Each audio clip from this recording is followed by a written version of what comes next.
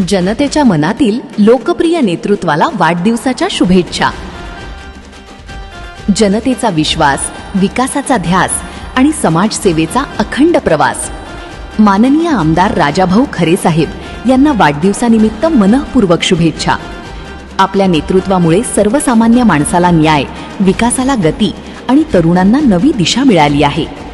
जनतेच्या सुखदुःखात कायम सहभागी राहणाऱ्या आपल्या कार्याला अधिक बळ मिळो हीच सदिच्छा.